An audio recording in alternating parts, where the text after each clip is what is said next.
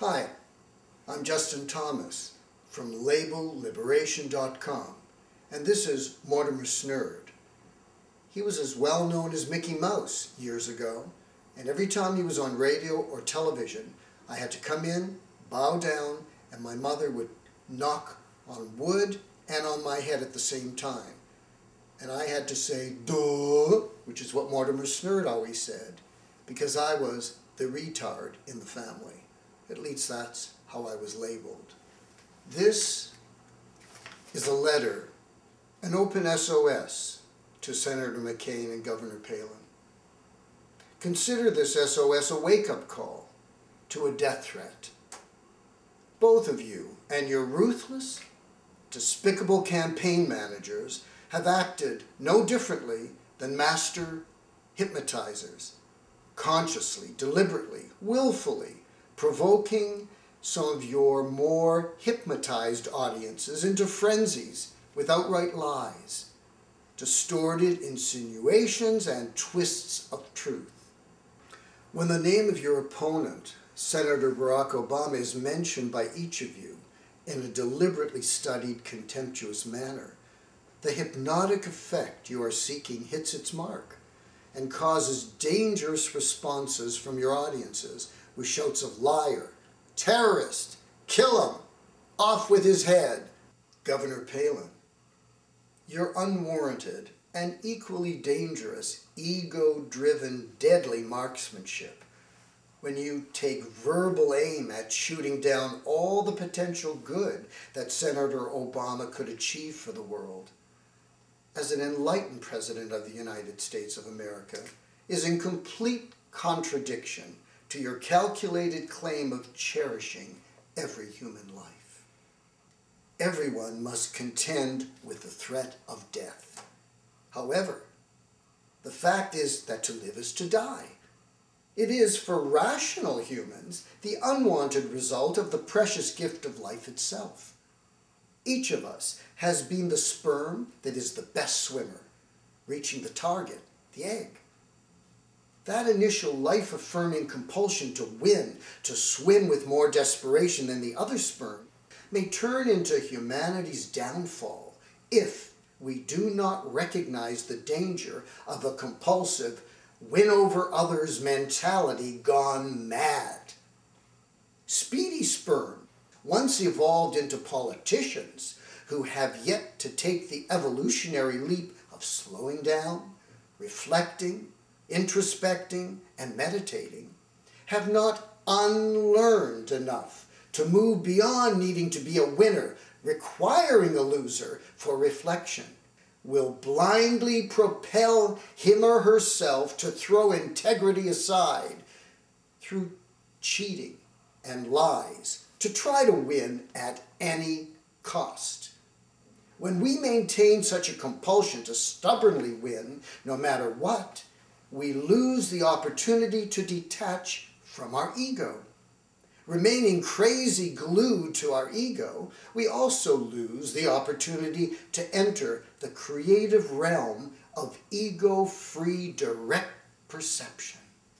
If you ask what ego-free direct perception is, for all of us, our first birth is out of the womb.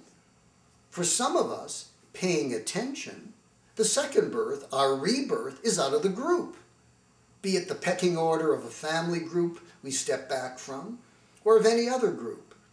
Beyond the confines of all group identification, we awaken to a view of life, ourselves and others, that gives us access to a world of clarity free of symbols. Instead of being a symbol stuck in a winner versus loser card game mentality, we lay all our cards on the table. Once free of bluffing, with no longer needing to tell lies to ourselves or anyone else, in a flash, we are freed from seeing ourselves and others as symbols. Now, we are no longer appendages to the hypnotizing thoughts that previously had control over us. Instead, our overview of the thinking process moves us into the present, where we are liberated from the tyranny of the past. From a thought-stilled perspective, we experience ourselves and therefore others beyond masks or scripted roles. We recognize each other, person to person, as ego-free I and thou, dances of energy. When the sperm wins the prize of the egg, it is survival of the quickest. When embryos come full term and out of the womb, they are taught through our present civilizing process of the card game mantra that life is like a card game and they must win or be the loser. If these sperms to humans become politicians like yourselves, with the same desperate life or death goal of winning over other humans at any cost, because you are, as shown from your behavior, still trapped in the world of winner versus losers symbols, all of us are endangered. Your political aspirations fills many with fear related to the potential danger of your thinking, Senator McCain. Also, you are trapped in a hero-prisoner identity. You are lost in a loop of obsessive thinking, of being an underachiever in the military compared to the other men in your family, and you are very angry. You are known for your hair-triggered temper and rash decision-making. You were unfaithful to your first wife, then propped up by a $100 million second wife with a history of drug addiction and stealing drugs. You were rebuked for unethically interfering with a government investigation of some of your wife's financial investments that finally required a government bailout. Now you select as your running mate a vice presidential candidate who was brought up in a fundamentalist church, taught to speak in tongues. La conchka, la punka, jelin, kukunya, la mushka. And to believe that the end of days is coming in her lifetime. The church's own video shows a world exploding and implies a certain protection in Alaska for the believers of the rapture, while it will be Armageddon for the rest of us. People like yourself, Governor Palin, are in such trances that you have the tendency of self-righteously living out the script you are programmed into believing without having a clue that you are under a spell. You encouraged your husband's attempts at having Alaska secede from the United States. As you go on your gullible travels of speaking to your starry-eyed constituents, you in turn take a scenario of saints versus sinners and paint these scripts for others who are more gullible than you and don't realize how your words seduce and lull them into further trances.